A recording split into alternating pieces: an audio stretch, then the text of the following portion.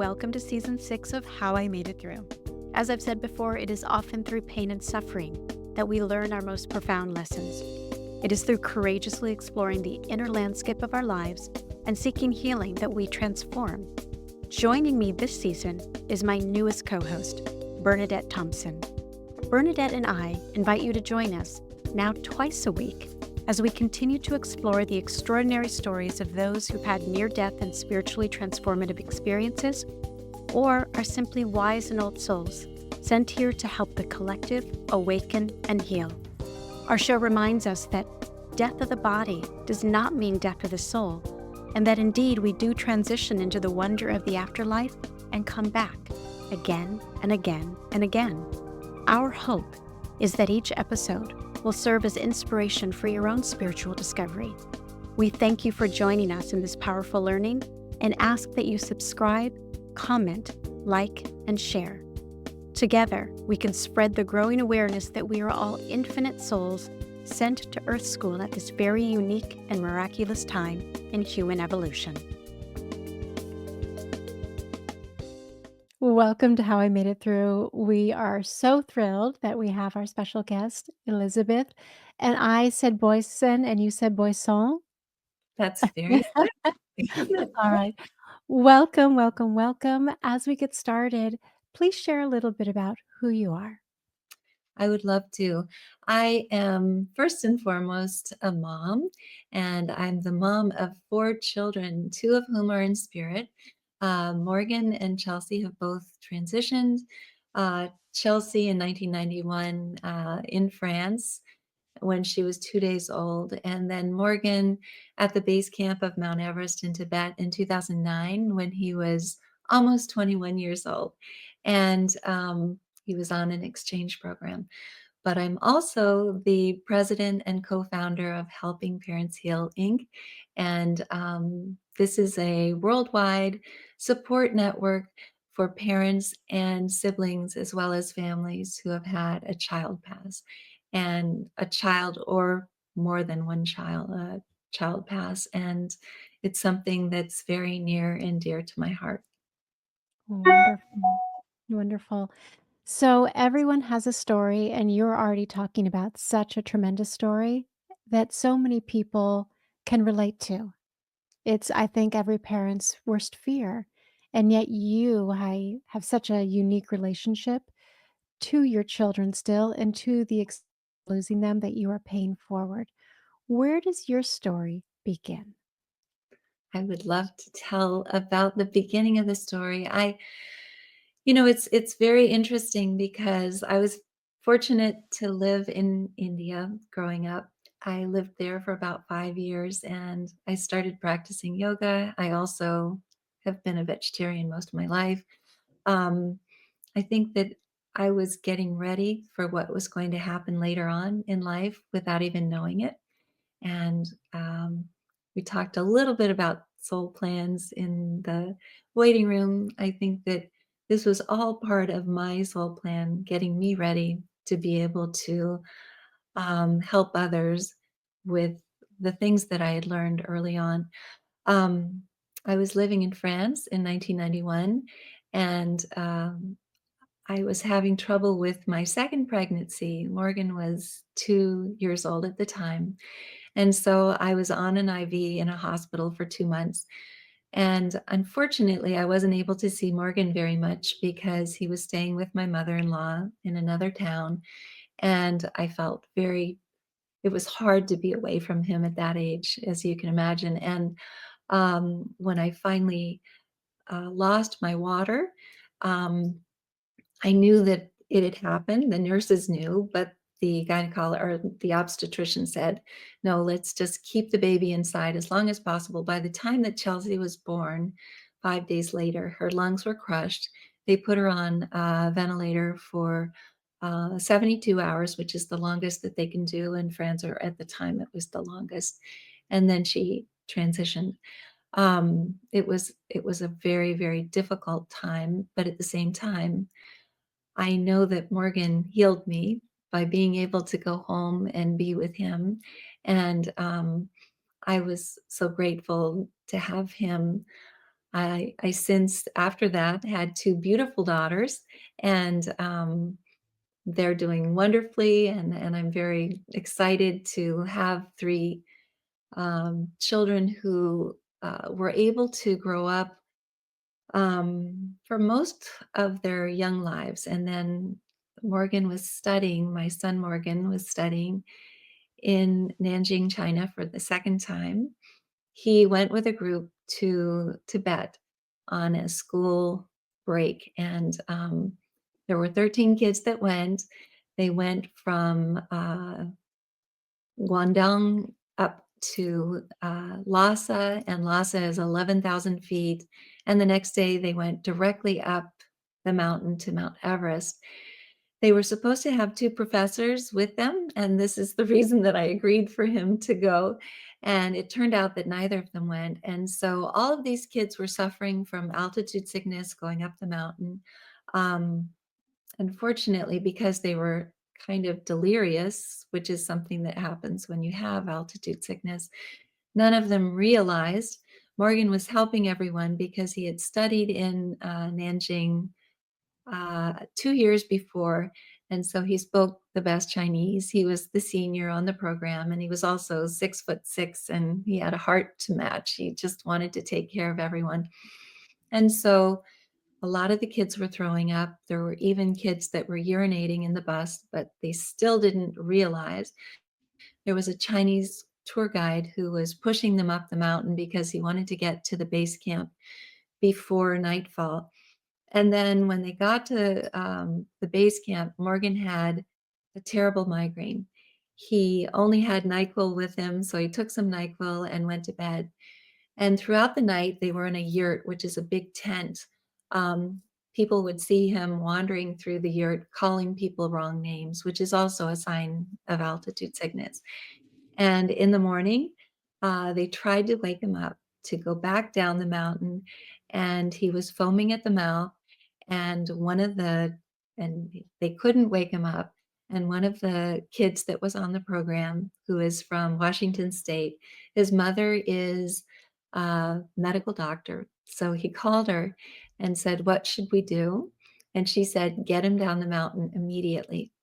So my son, who's 280 pounds, 6'6", cheerleader, football player, all of these kids had to load him onto the bus to get him down the mountain.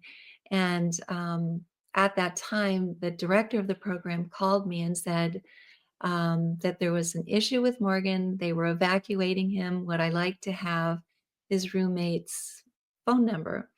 And I said, "Oh, yes, please give it to me." I called Colin, and Colin very kindly said, "Miss Boisson, it doesn't look good. He stopped breathing now. We've taken him off the bus and we're attempting CPR." But these kids, 13, university students, had no idea of how to do CPR. They were just doing their best. And it was out in the middle of nowhere in Tibet, kind of in the desert that's down below Mount Everest. And I immediately knew that I needed to speak to Morgan. So I asked Colin to put the phone up to his ear. And I told Morgan that we loved him, that we were proud of him, and not to be afraid. And at that instant, I had a shared death experience with Morgan. I felt like I went to the other side. I felt the love that he was feeling himself. It was one of the most life-changing experiences that I've ever had. I was actually in pure joy, but also the saddest that I've ever been in my life. My husband was sitting beside me. We were here in Cave Creek, Arizona, and he thought that Morgan was okay. And he said, "Let me speak to him." And I said, "I'm sorry, he's passed." And of course, for him, it was very different because he didn't have the same experience. And it was horrific. It was my 2 daughters were. It was right before Halloween. They were at a fear farm here in Arizona, and so one of my daughters called the other one to come home with her boyfriend, and everyone was wailing in the living room. And I told them that Morgan wanted us to be happy. I knew that he did. And I told them that we were going to be okay. And I think that they were kind of looking at me like I was a crazy person because Morgan was one of the most important people in my life up until that point, and he still is actually. We used to speak on the phone by Skype almost every day. He loved coming home on the weekends when he was going to the University of Arizona. He'd drive home in his pickup truck. And I realize now that from speaking to mediums since that the reason that I got that hug from Morgan that was so all encompassing was because of the fact that Chelsea was already there. My daughter was already there. She grabbed his hand and she led him to me. And so I always like to explain that to parents if they don't have the same experience when their child transitions, they will be able to have many experiences moving forward. But for me, that was a very important part of my life because I realized that I needed to find out what other parents were experiencing. I wanted to find other parents who had had a child transition, and I wanted to be able to talk about this. Yeah, just an amazing story. It is, and it's funny the talking about how I could feel that connection between you and Morgan as you were, Mhm. it is just like you could just feel, and that Chelsea brought him to you. It is, that's an incredible story. Well, and I must say that I had never even heard of near death experiences before, much less shared death experiences. So I wasn't really sure what had happened. But a friend from Prescott, which is 2 hours away, gave a book to my mother the next day, Life After Life. And I read Dr. Raymond Moody's book. He became a very close friend of mine. He's spoken to Helping Parents Heal several times, and I've seen him at conferences. But it's so interesting because he's written about near death experiences and he's also written about shared death experiences. And when he first started talking about shared death experiences, it was at UC Santa Cruz with Paul Perry. He did a video. And when I Googled shared death experience just to see what this was about, he was walking through the woods with Paul Perry. And I looked at the date of the video, and the video said that it was October 20th, 2009. That is exactly the same date that Morgan transitioned at the base camp of Mount Everest. So I know that there's something very special there. I also participated in William Peters' study with UC Santa Cruz about shared death experiences, and I'm in his book about shared death experiences. But I am the person who experienced the shared death experience that is the farthest from the person who transitioned. Normally, it happens in a hospital room or it happens maybe across town, but never across the world the way that it did with Yeah. Morgan. Well, Yeah. Elizabeth, as you're telling your story, I was just overcome with emotion because I too felt this presence of love that was so profound just in the retelling of your story. And I'm so fascinated with this idea of shared death experiences, which isn't spoken about as much. Can you share what you saw, what that was like in some greater detail? Yes, it was something that I just it's hard to even put it to words. It's such an incredible experience. I felt like I was joining Morgan in this place where everything was beautiful. There was beautiful music, beautiful colors. It was very different from here on earth. And I've heard that this place here on earth is one of the most difficult schools in the universe. So I know with certainty that our kids are happy, healthy, and home, and that we're still in school because we have something that we need to accomplish for our soul plan, for for our kids to make them proud of us. And I live every single day with gratitude because I know that Morgan is right there. It's almost as though a sheet of wax paper Mhm. separates us from our loved ones. Mhm. And Chelsea's the same way. In fact, when he got over there, I've had mediums who have told me that she looks a little bit like Liv Tyler in Lord of the Rings.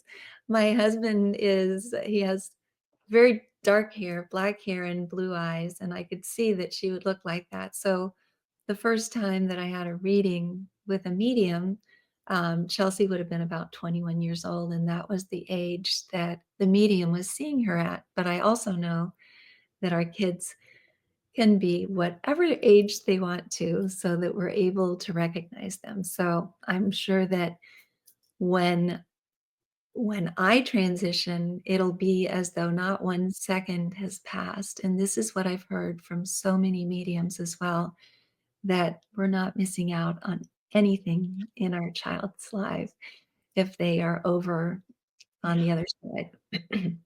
It, I want to share. This is just an amazing, especially I was with a client last night who her husband is ill and has cancer, and it's anticipatory grief, but knowing that and she, like you, lost a child in and so that child transitioned, and his name was Rowan. And last night when we were talking, we were talking about the connection with the other side, and Rowan came in to say, like, I'm here for you, mom. Like, you've been through this before, what it's like. And what was amazing is that she kept thinking of him as the baby, and I'm like, no, no, no, he's this big, tall, strong, he'd be like 22. And I said, I see him as tall and strong, and that he is there. And she, as we ended, she said, I never thought of him as part of my team Mhm. that she was reaching out to. And so it was this amazing, beautiful, he came in so strong.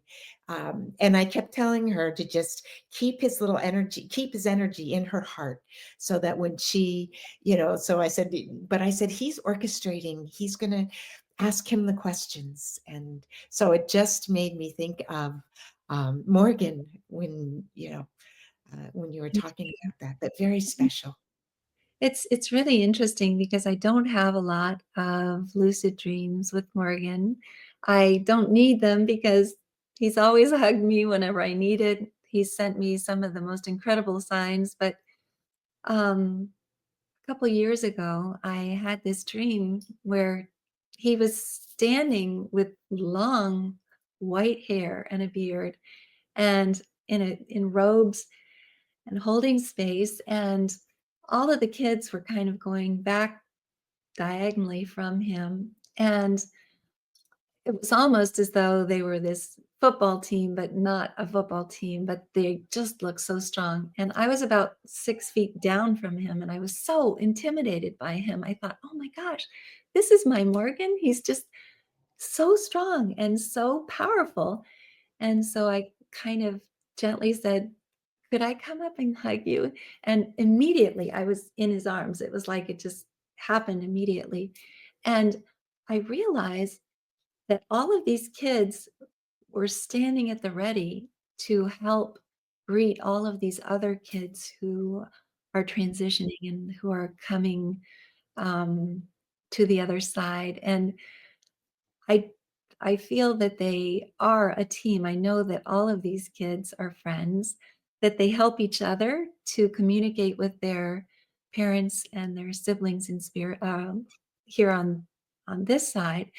And I think that we're working so hard to communicate with them. They're also working very hard to communicate with us. And it's a different frequency, as I'm sure that both of you know. So it's important to be able to learn how to do that. And it's very exciting. It's such an exciting thing to realize that they're still right here. They Mhm. Yeah. they haven't changed. Their personalities are exactly the same. Mhm. And all they want to do is help us to be able to heal and to move forward and to do good things in their name and to be kind. Mhm. Yes. Well, I feel like the shared intention of this conversation as we bring it to others is that those moving through grief recognize that the anguish and despair doesn't need to remain, which is not to say that they're not entitled to it. Can you Mhm. share a bit about the modalities of helping parents heal and some of the aspirational, inspirational hope that the pain may lift and that connection may be fostered through their learning with your program? I would love to. And I think it's important to say that in the very beginning, when I started the group, I went to a lot of other support groups. And unfortunately, we weren't allowed to talk about anything having to do with the afterlife. So I saw that the only way that I'd be able to talk about the afterlife would be to start a group myself. In fact, when I would start talking about signs that Morgan was sending me in a meeting, they'd say, "No, we can't talk about that here." But then in the parking lot, everybody would come up to me and say, "Oh, I'm having the same thing happen to me. I know exactly what you're talking about." So it was really exciting to me because I realized that these parents were experiencing the same thing and that they really, really wanted to talk about it. And I think that once we do recognize the signs and we do connect with our children in spirit, we start to heal. And there are a lot of other steps towards healing that are important. We do use a lot of different modalities, such as automatic writing. We Mhm. have sound baths and sound healing.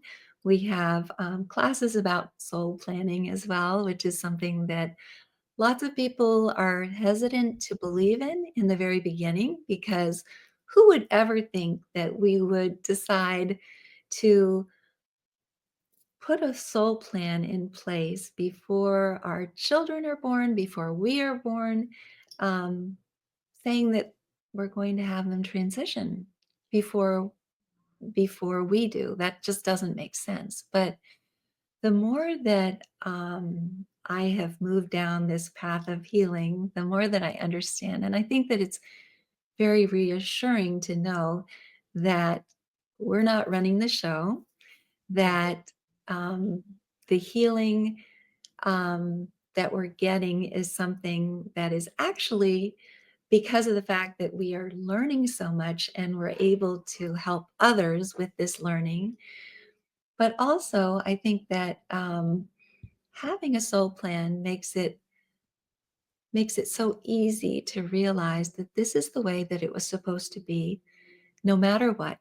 There are exit points, there's a little wiggle room, but that our children were going to transition. Morgan's told me that if it hadn't been um, at the base camp of Mount Everest, it would have been on the I-10 highway coming from Tucson up to Cave Creek since then. Plus, Morgan, before he ever left for China the second time, we were packing his suitcase and trying to get a whole semester's things in this one suitcase. And Morgan turned to me and he said, "Mom, I don't think I'm coming home from China this time." And it was very serious. And I said, "You don't need to go to China. You have all the credits that you need for East Asian studies. You can stay, you can cheerlead at U of A. We would love to have you closer." And he said, "Mom, no, Mom, I'll be fine." And I know he is fine, actually. I know that when he said that, he knew he was going to be fine as well. And I think that a lot of times these kids who transition realize that it's going to happen. Um, and it's very reassuring to the parents because, and actually, I've always had a feeling that Morgan was going to transition. I was a helicopter mom with Morgan. I wasn't with my daughters. And I know that it was because I knew that this was going to happen. So I think that deep down, we know that these things are going to happen. And it does help. Another thing that's important is that even though I truly believe that it's possible to heal, and I know that our kids want us to heal, I would never, ever want anyone in our group to believe that because of the fact that they've had a very difficult time for 15 years, for instance, that their child in spirit is suffering from this. They never do. There is no sadness over there. And this, it's a different timeline too. So they don't ever, they know that their parents are going to eventually get there, and they encourage them the whole way. But if people have never even heard of, healing modalities and being able to connect with their children in spirit, and all of a sudden they hear about it, um, they should never feel like, oh my gosh, I've been holding my child back. They've been trying to communicate this whole time and I haven't heard anything. It's not that way at all. They That's they yeah. are happy for everything that we are able to do. I so appreciate you saying that. I feel like part of the human condition when we're moving through difficulty is guilt and self-blame, and we're so hard on ourselves. I can imagine someone listening, someone who's been moving through grief, either new or it's been going on for years, if not decades, thinking, "Well, I don't feel my child. I don't see signs." I imagine that's not uncommon. The language you're speaking is so a part of the show and what we talk about, but for others, it can be incredibly new Mhm. and perhaps scary. Or again, the self blame comes from like, was there not enough love? How do you respond to that? And how do you support Mhm. that person? Oh, goodness. It's so interesting because we have people in our meetings who say, I'm not getting any signs. I Yeah. never get a single thing. And then we'll say, well, have you seen any unusual birds lately? Or maybe some license plates that have meaning for you? Or, we go into the different ways that our children Mhm. communicate. And they say, well, yeah, yeah, I've had that. I've had that too. And then one of the things that we tell our parents is that when we do get a sign like that, say thank you. Don't say, Mhm. thank you, give me another one. Don't say, oh, I'm not sure if that was a sign. It better be bigger next time so that I can really make sure that this is something coming from my son or my daughter. And I think that they try the best that they can to get these signs to us. But I do believe that in the deep, deep state of uh, grief that people are in the very beginning, it Mhm. kind of creates a wall Yeah. um, between um, this world and the other side where our kids are. And the more that we express love, we be kind, we open our hearts, and we forgive ourselves. And I agree with you 100%. Oh my gosh, Kristin, I think that that's one of the major impediments for people to be able to heal is being able to forgive themselves, because everyone feels guilty about anything that happened during the transition of a child, Mhm. but also to forgive others that may have been involved in the transition of a child, and forgiving their child too, because sometimes we're really angry at that child for leaving early. But again, when you realize that it's part of a soul plan, it's something that there's no forgiveness there. It's just the way that it is, and everything that we do in our lives should be reflecting love and kindness. And the more kindness and love that we show each other, the easier it is for us to heal. Mm. That And I was a love you beautiful. say self. Yes, Self. exactly. Yeah. Yeah. Sorry. Self-love is very important. Yes. Yeah. Sorry, Bernadette. No, I was just gonna say it was a beautiful question, Kristen. It was, it really, because you think of the suffering that so many people go through. Um, and people do hang on to that sign. If I don't get that sign, it must mean that I'm not doing the right thing. And, I was working with somebody who was getting signs, and they were ladybugs, and and it was the birthday. It was actually her mom, and it was her birthday, and she's like, my mom hasn't given me any signs today, you know, because she wanted a ladybug. And then she says, oh, but the table next to me was having a birthday, and the wrapping paper had ladybugs on it. And I'm Oh, like, that's your sign, you know. It's they're so they get so sometimes people get so stuck on that it has to be so specific that, and then so they're just feeling so much grief, and it's just so hard. So that was a Yeah. beautiful question. Yeah. And what I would even say that this idea, I love that, Bernadette, is we get so fixated on this is the sign I want to receive. And it may not be a ladybug. It may be a Mhm. song or the sound of someone's voice that reminds you, or so much more subtle or nuanced. So just to remain open and, well, I was going to say remain open and looking for it, but often in the looking, you're moving into a different headspace. Just be, to your point, Elizabeth, in a space of love and allow the spontaneity of it to come through, which can be a tall order when you're moving through grief. Another tall order, because you're talking about soul plans, it's one thing conceptually, and once you've healed, to say, oh, there's this magnificent order to it, and it was meant to be, and it was contracted. Can you say a little bit more? And maybe even if you're comfortable sharing your contract with Morgan so that people understand, well, what is the meaning? I get it's a contract, but why? oh, Mhm. exactly. It's so difficult for people to understand why this would happen. And we also have Rob Schwartz come and speak about My Soul's Plan, My Soul's Our Soul's Gift, all of those different books that he's written. And we have an HPH affiliate group, which is specifically for soul planning, and it meets every month as well.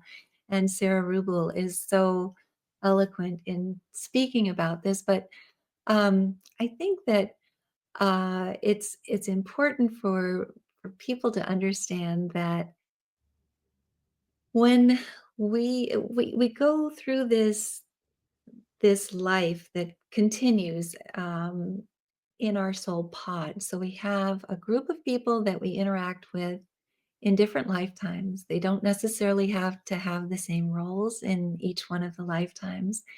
And the important thing about these people is that sometimes they're not even people that are very nice to you in this world, but they are helping you to grow. And I have recognized so many people in my life who have been set in my path to teach me something that is really important and to be able to show me how to be a better person. And um, so it's kind of a fun thing to be able to take even the most difficult things that happen after the transition of a child um, as a learning experience. And I think that that's basically what I do with everything that happens. There are a lot of really difficult learning experiences out there right now for everyone. And the world has become a lot um, more confusing for most of the people who were used to a world that was very structured and very easy to understand. And I believe it was even kinder at the time. But I also believe that holding on to the light and keeping that light in front of you, we call ourselves shining light parents, by the way. This comes from Suzanne Giesemann, who meditated and decided that that was the best term to use because bereaved parent is the saddest term in the dictionary, and we are not bereaved parents. We are so happy to be able to be interacting with our children in spirit. But I think that just holding that light, helping everyone that you can, and realizing that our kids are going to be really happy that we did, but getting ready for that life review, which I guess we haven't discussed either. Once we get over there, ticking off all of the different things on our list, making sure that we don't make anyone unhappy as we go through life, because It can really have I mean, the things that we do here, sometimes without even realizing, can have very difficult effects on the people that are around us. So just surrounding ourselves with as much love as possible and giving that love to those around us is really important. Mm. I actually, the organization is amazing. And I actually, at the IONS conference that I was at, there was a gentleman that I did some work with, and he had just lost his son, Mm. like a couple of weeks. And he went to your conference the week earlier. It was like a week after, and he just drove there. He got in his car. He just drove there. And what he said that happened there, I mean, he was literally just didn't know what to do. A parent that has just lost a child, and this was an adult child, but he got there and he said all of the fathers who had lost children surrounded him and offered their healing for him in that moment. And here he is. He said he didn't have a ticket. He didn't have he had nothing. He just showed up, like, because he had heard about this organization. And um and I just remembered that, and I just wanted to share that, like, how important the work that you are doing is, Thank where you. this man was just brought in, and the but just the way he described the fathers surrounding him and supporting him in that moment. Just what beautiful work, that you offer, that is offered, with Well, help parents thank heal. thank you. The helping fathers heal is a huge part of what we do, and I am so grateful to one of the dads for creating this initially, Mike Edwards. And he then got a huge team together. There are about 7 of them who have weekly meetings, they're Zoom meetings, and they love each other so much. They're actually having a mini um, conference on this August, because our next conference is going to be in 2026. But they want to go back to the Sheraton because they love it there. They have a lot of wonderful providers who work with helping fathers heal, who love the dads as well. But dads heal in a different way than moms do. And in fact, one of the books, I have 3 books back here about helping parents heal. This one, which is Helping Fathers Heal, is specifically about the differences that dads experience when they are going through the healing process. They have to be strong. They have to be the one that the moms and the other Yeah. siblings depend on. And so this book is written by 20 of the members of Helping Fathers Heal. And it's a very good reference for any of the, I'm just going to go ahead and put these down. We don't need these up here. Any of the dads who are wanting to learn more about helping fathers heal. It's Mm. just amazing how that camaraderie and also just being around other parents, being able to talk about our kids too. It's really hard when you have a child transition because the friend group that you have doesn't know how to interact with you. They Mhm. to do the right thing, but they don't want to say the name of our children because they feel that it would make us sad. It's the complete opposite. We love hearing about our kids. And even if someone, when you say the name of their children, um, has tears in their eyes, it's tears of joy because someone's speaking about their child. So being able to be in a space where 1,200 parents are all together and all talking about their kids all the time, it's just so freeing and so wonderful. And Mm. showing each other how to move forward and heal is really important for this gentleman that you were talking about. but for all of the parents who had just recently had children transition. Wow. Yeah. It's just It such remarkable, powerful work. Time, Mm. we're hitting time here. I have no doubt that people listening are hearing some things for the first time or feeling resonance with some of the thoughts or feelings or needs that may not have even known they had, but they know they need something. How do people become connected with helping parents heal or with you or learn more? Well, we have a website, www.helpingparentsheal.org. It has all of our providers, as well as caring listeners, as well as the information that they need to be able to join the Facebook groups. We have Facebook groups in the United States, Canada, Mexico, let's see, the UK, South Africa, Norway, Sweden, um, the United Arab Emirates, India, Australia, New Zealand, and Brazil. And and I missed Brazil, obviously, as I was going through those. But we also have caring listeners who speak 11 different languages, and they're all volunteer parents who are there to speak about our kids. They are not professionally trained, but they are hearts with ears, as we call them.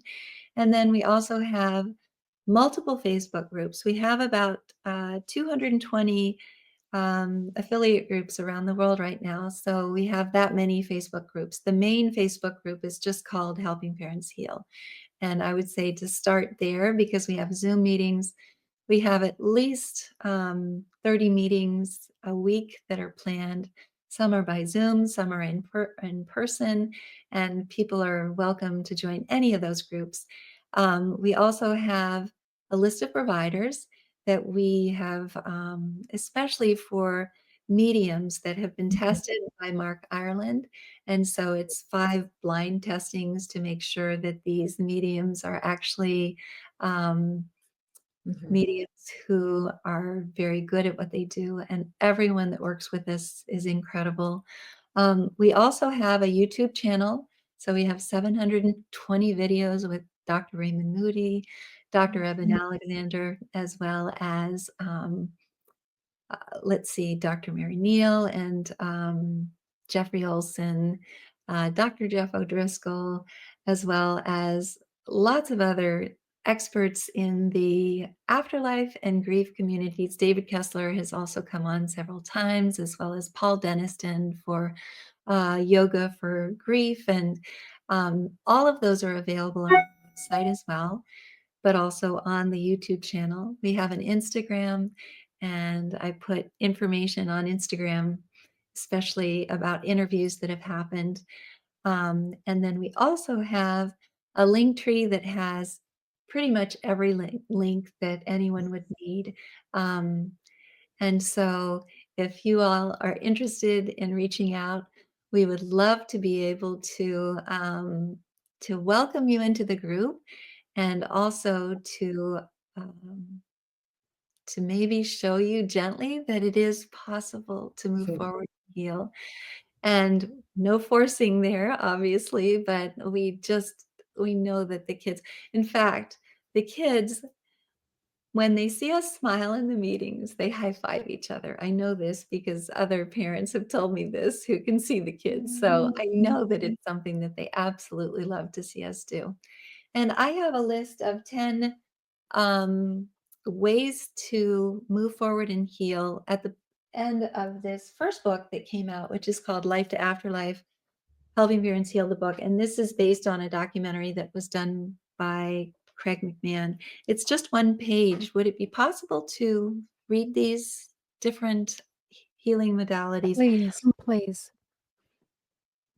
I always like doing this because I think that it kind of gives people a kickstart. Know that your child is not gone. That's the first one. The veil that separates you from your son or daughter is as thin as a sheet of wax paper, as I said earlier. And when we see them again, we will feel as though not 1 second has passed. As Suzanne Giesemann so eloquently puts it, our kids in spirit are still right here. Number 2, take one breath at a time, then 1 minute at a time until you are ready to move forward. Everyone's journey is different. Don't compare your own journey to anyone else's. You are unique, just as your child is unique. Number 3, know that your child is happy, healthy, and home, and we are still in school, as I was saying before. We have so much to accomplish before we hug our kids again. But for now, they walk beside us, holding our hands and leading us towards healing. Surround yourself with friends who understand. Our kids in spirit are all friends with each other. It is they who have connected us here on earth. Expand your friend base to include those who love to hear about your child in spirit. We keep them alive in our hearts and spirits by continuing to tell their stories. Be kind, both to yourself and to others. Helping others helps us even more. Once you move forward on the path to healing, reach a hand back to help others who are not so far along the path. Number 6, express gratitude. This is really important. We have so much to be grateful for on this journey. Watch for the signs and gifts your children are sending you and always thank them. They will automatically bring more gifts. Express forgiveness for yourself and for others. We cannot heal without letting go of the guilt and anger that hold us back. Live each day in honor of your child in spirit. They are so proud of us, and they share in everything that we do. Raise your vibration. Eat healthy plant-based foods if you can. Practice yoga and meditation. Take long hikes outdoors. Take off your shoes and connect your feet to the earth. Use crystals and healing oils. Use sound meditation and breathing exercises. And again, practice kindness wherever you go. And the last one is learn to communicate with your child in spirit through automatic writing, guided meditation, the pendulum, dream visits, mirror gazing, forest bathing, Reiki, and much more. We can do this. And our kids high five each other every time they see us smile. So those are the types of modalities that we have in helping parents heal with the classes that we offer as well. And thank you so much for listening. Well, Thank thank you you. so much for all that you've given today and all that you give throughout the world. If I know anything about soul contracts, wow, Mm. what is transition has catapulted you into sharing with the world. Thank you. How I Made It Through is produced and distributed by EIQ Media, LLC. Elevate your emotional IQ with podcasts and content focused on overcoming adversity, leadership, mental health, entrepreneurship, spiritually transformative experiences, and more.